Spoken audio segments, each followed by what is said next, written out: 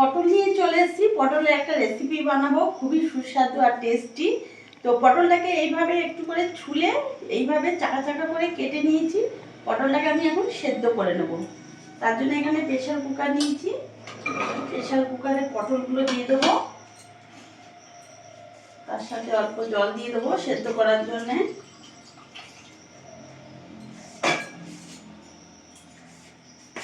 Half চামচের মতন এখানে লবণ দিয়ে দিলাম, বেশি দিইনি, হাফ চামচের মতন দিয়েছি। গ্যাসটা অন করে দিলাম, একটা সিটি দিয়ে দেবো। পটলে আমি একটা সিটি দিয়ে নিয়েছিলাম, এবার ভাপটা পুরো বার করে নিয়েছি, বার করে নেব।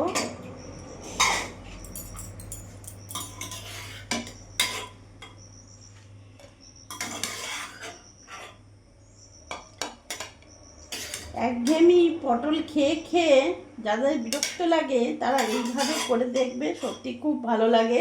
এটা হচ্ছে পটল ভর্তা বানাচ্ছি, তার জন্য পটলটা আমি এখানে একবার প্রেসার কুকারে সিটি দিয়ে নিলাম। এটা আমি এখন মিক্সিতে পেস্ট করব।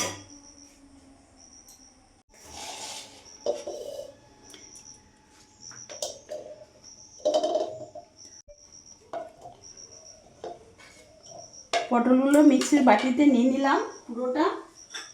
যেরকম ঝাল খাবে সেই হিসেবে কাঁচা লঙ্কা দেবে। আমি একটু ঝালঝালি করব, এখানে 7-8টা মতো কাঁচা লঙ্কা দিয়ে দিয়েছি। এবার ভালো করে মিক্সিতে আমি পেস্ট করে নেব। আমি পেস্ট করে নিয়ে চলে এসেছি, কিন্তু কোনো রকম এখানে জল অ্যাড করা যাবে না। ওই সেদ্ধ অবস্থাতে গরম করে আমি মিক্সিতে পেস্ট করে নিতে হবে। গ্যাসটা ধরিয়ে নিলাম, সর্ষের তেল দিয়ে দিলাম, দুটো শুকনো লঙ্কাকে কুচি করে দিয়ে দিলাম, কালো জিরে দিয়ে দিলাম,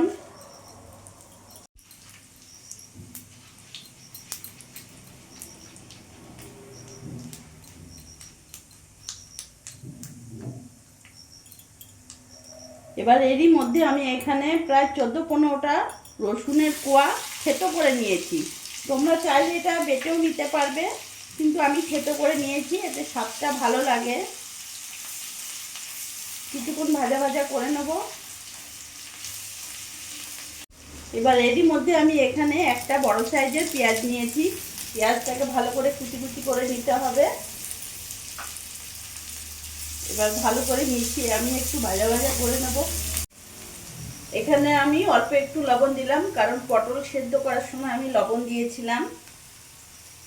সামান্য একটু হলুদ গুঁড়ো দিলাম, আর একটু লঙ্কা গুঁড়ো দিলাম। এবার ভালো করে মিশিয়ে আমি একটু ভাজা ভাজা করে নেব।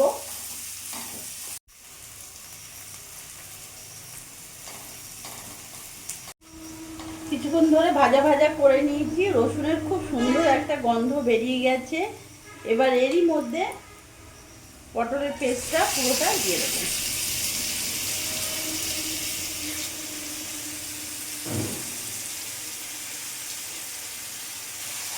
ভালো করে মিশিয়ে নেব।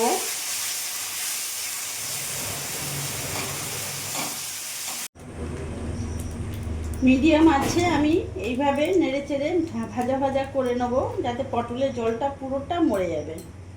পটলের গায়ে একটু জল থাকবে না, শুকনো করে নেব এইভাবে।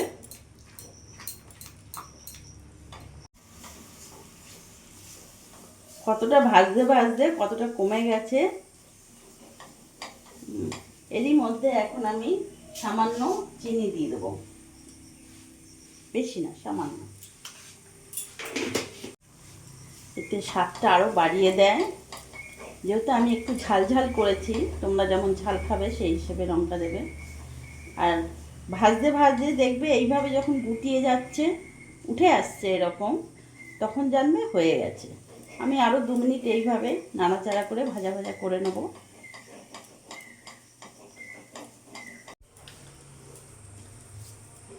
দেখতে পাচ্ছ পুরো গুটিয়ে যাচ্ছে, উঠে আসছে এরকম। তার মানে বুঝতে হবে যে আর জল নাই এখানে, পুরোপুরি ভালোভাবে ভাজা হয়ে গেছে। এবার আমি নামিয়ে ফেলবো।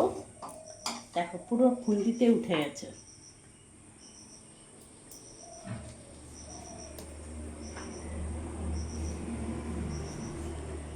তো আজকে বানিয়ে ফেললাম পটল ভর্তা। একঘেয়েমি পটল না খেয়ে এইভাবে করে দেখো, সত্যি খুব ভালো লাগবে। আর যদি ভালো লাগে অবশ্যই আমাকে কমেন্টে জানাবে। ভিডিও দেখে প্লিজ আমাকে লাইক কমেন্ট শেয়ার করতে ভুলো না। আর তোমরা সবসময় ভালো থেকো।